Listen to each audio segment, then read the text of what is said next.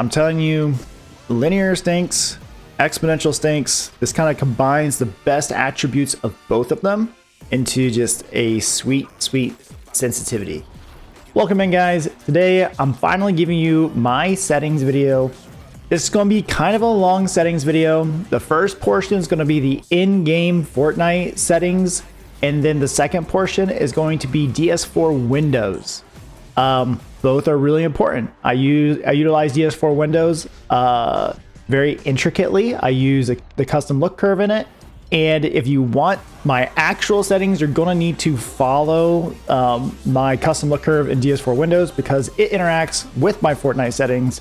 So without further ado, let's get right into this. Okay, so the display tab, the only thing that's really that you need to know is that I'm on performance mode because I play on a PC, and that I have everything on low or off except for view distance, which I have on epic, which allows me to see farther.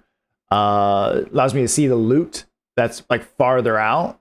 That way I know if I should make a push forward or not. Audio, sound quality is on high. This is all like, you know, preference. And then visual sound effects on. That's how you see the feet. And then if somebody's using the wings and stuff. And then the rest of this is just kind of preference. Region, language, it's up to you. Okay, so this one, I get asked this all the time on my shorts. People want to know how I'm seeing when I'm breaking overshield in, you know, versus just shield and stuff. So what you want to do is you want to have the damage numbers as list. That way you don't get any incorrect calculations back to you. And then you want reticle damage and feedback on hits and icons. That's how you're going to get the indication that you broke overshield in shield. And then I like to have my number feedback as big as possible because I'm old. And then the rest of this really isn't that important. We don't touch gyro options. Not a keyboard or mouse player. Now, I will say I use the Pro Scroll V3, so it's a scroll wheel and middle mouse button click attachment.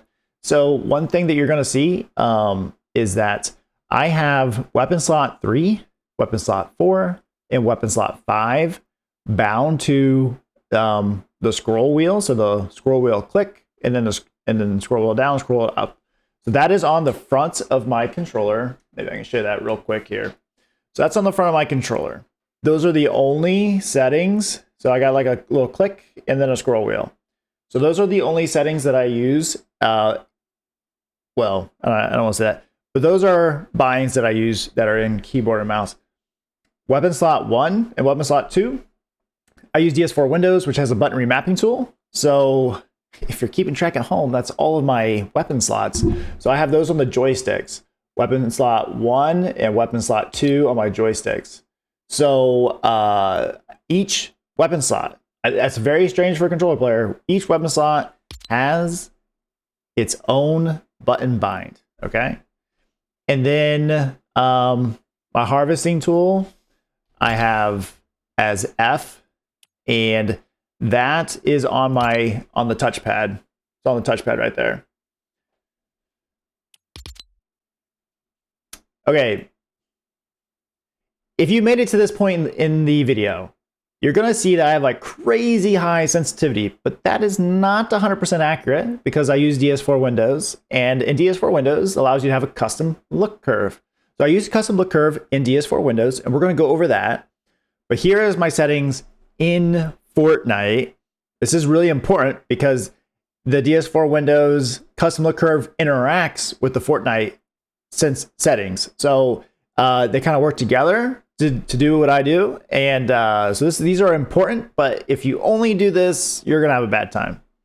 So slide hold time, I have a 0.05. I never slide on accident, but I'm always sliding when I want to slide with this. This is like the perfect time for me. And then vibrations off. Don't need vibrations. Quick weapon off for when I'm on PC. On when I'm on console. because I can't use a button remapping tool when I'm on console, I turn this on, and then I have toggle behavior at slot 2. So I map it to my left joystick, and then I can toggle back and forth between my first and second inventory slots. Off on PC, on console. And then, so my look horizontal speed and look vertical speed is 60%. No boost, no ramp up time. My ADS is 30% for horizontal and vertical. Once again, nothing else here. No look dampening time. I'm on exponential, 100% aim assist. And then this controller that I showed you, the PS5 Dualsense Edge controller, it's an incredible controller. It has great dead zones. So I'm on 5.5, lowest possible dead zones. And then I do have this on. I don't know if it makes any difference, but it's like an old thing. So I just keep it on, you know. It's not gonna hurt if it's not on. Now here's binds. And I'm gonna try and do this as best as possible. So you know that my weapon slots are on left joystick, right joystick, scroll wheel up, scroll wheel down, and then the scroll wheel click, okay? Jump is on the D-pad, but that is bound to my left paddle. Sprint is on the D-pad, but that's bound to my right paddle. Then obviously fire, ADS, reload and use is on the right bumper, R1. And that allows me to reload without moving my thumb off of my joystick during fights. And pick up weapons at chest if I'm fighting for, like, you know, I can look at it and move around. And I can also just like loot and move around and look around. So I value that a lot. This, I think, is the only thing I really have to take my thumb off my joystick for, except for switching seats in a car. It's ping. I wish I had a better one for ping, but I just don't. Crouch is L1, so I use this in all my first-person shooter games before, like, I started playing Zero Build. And I love this. And in Zero Build, spam crouching can be really effective. So I think that's great. Allows you to keep your movement to strafe back and forth and spam crouch at the same time and have perfect aim. So that's really, really good. So, like, quick weapon, if I was on console, I'd have this on left stick. It would be my L3. I don't know. Obviously, we want to emote on people. So emote is on the D-pad, and I actually do use that the way it is. My map. So just so you know, I hold my controller with my middle finger on the trigger. Hold my controller with my middle finger on the trigger, and then my left index finger on the bumper. So I hit. So I do hit my touchpad here for my pickaxe with my left index finger, and then I hit this for my map with my left index finger. Oh, inventory is another thing that I'm okay using my right thumb to hit inventory, because usually I'm running and I can maintain my running and hit inventory and then like sort that or whatever.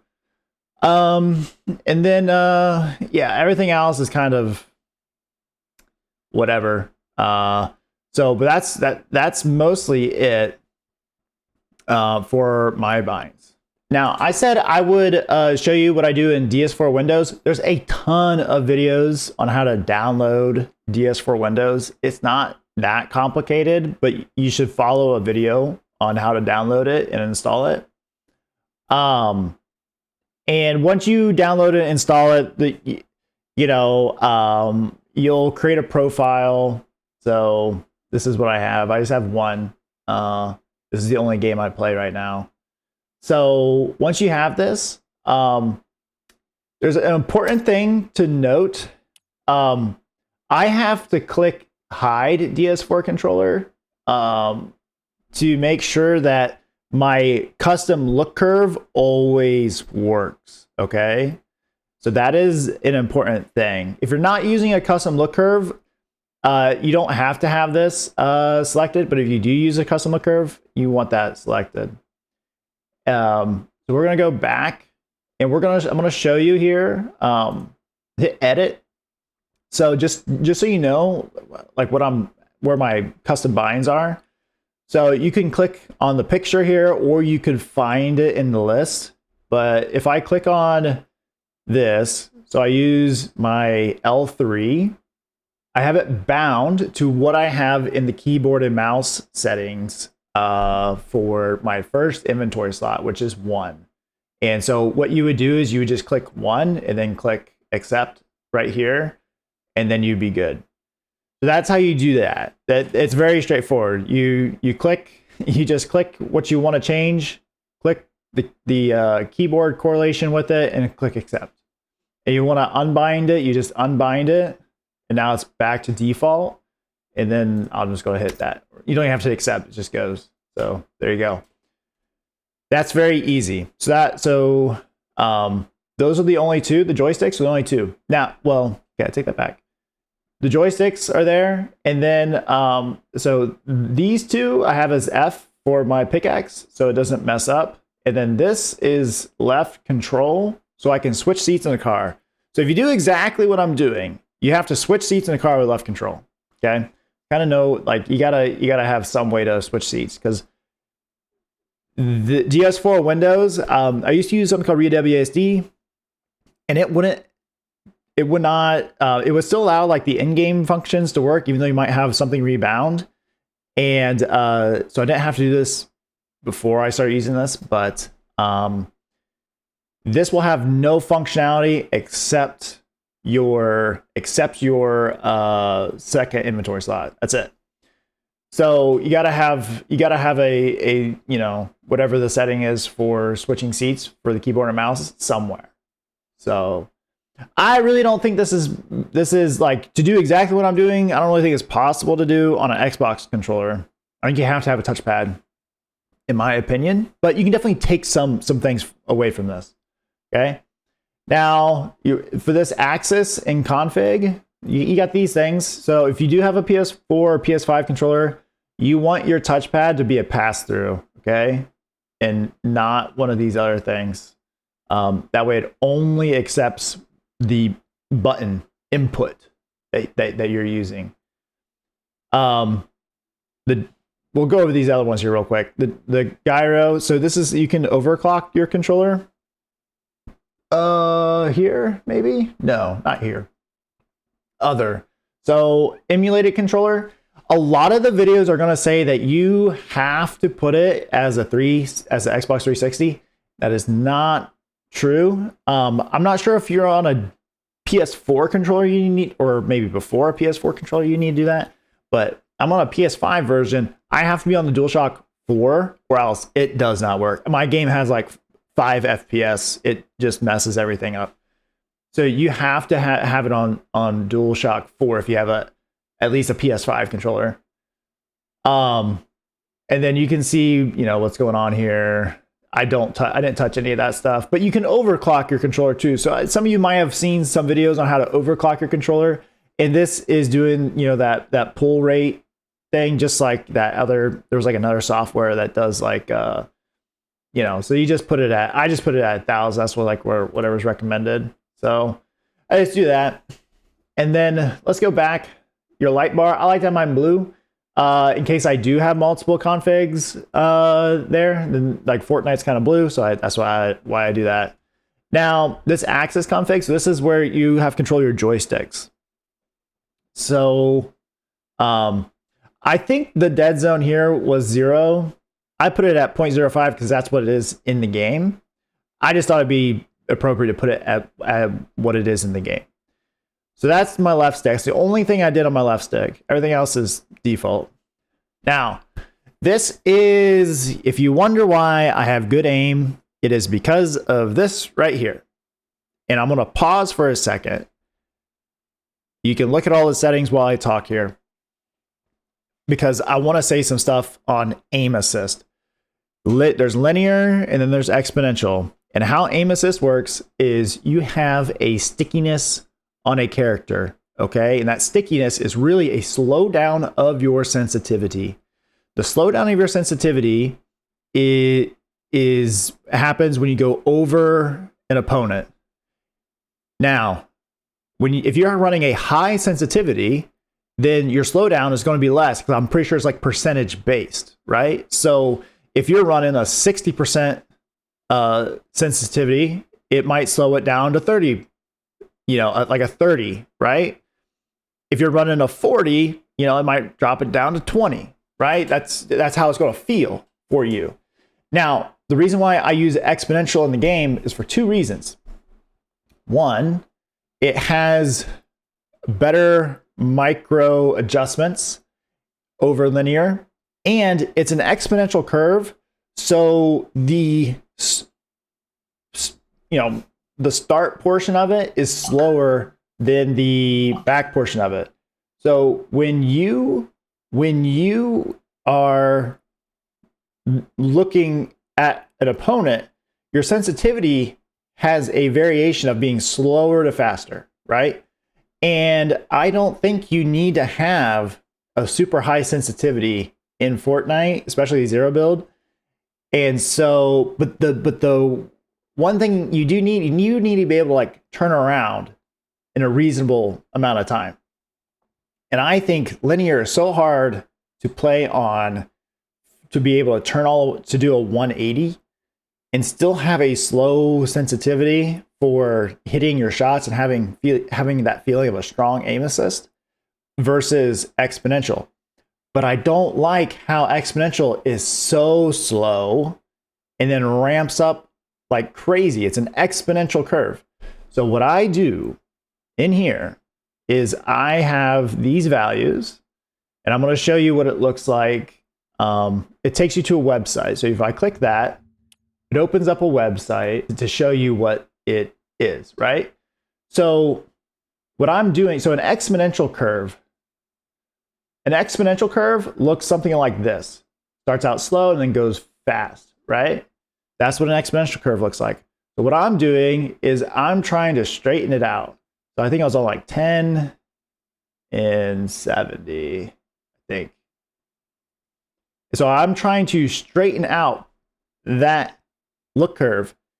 And you want to do it in a way to where it still keeps that kind of those micro adjustment capabilities at the beginning, a little bit more of a slower sensitivity at the beginning, but just not that huge ramp up time at the end.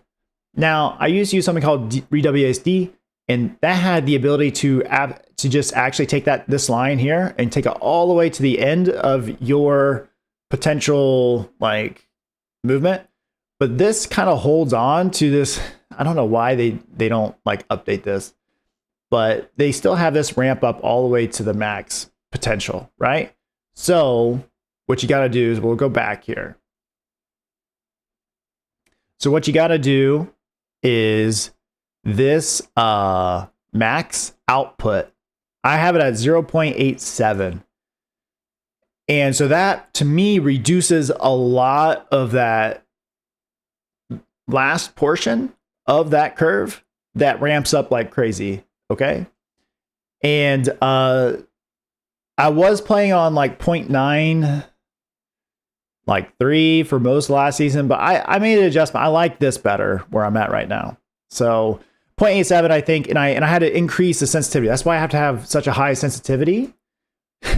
It seems weird, but I have a really high sensitivity, but all this stuff is kind of working good. Okay. I will say it's not as good as ReWASD was, but if you didn't know, ReWASD is like blacklisted now with video games.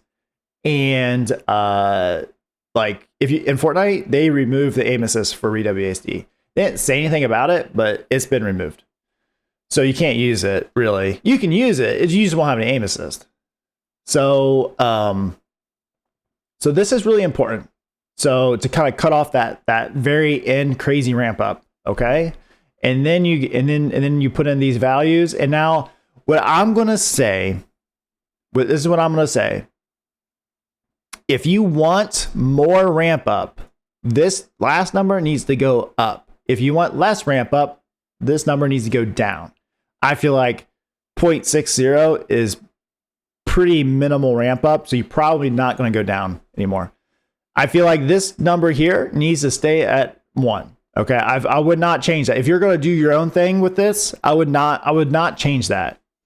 And if so, these first 2 numbers, they can be changed a little bit, okay? But what it's going to do is that if you change the first number, you're going to have a slower start with your fine aiming. Your fine aiming is going to be even slower. And then the second number, if you increase it, it's going to make it feel more like linear.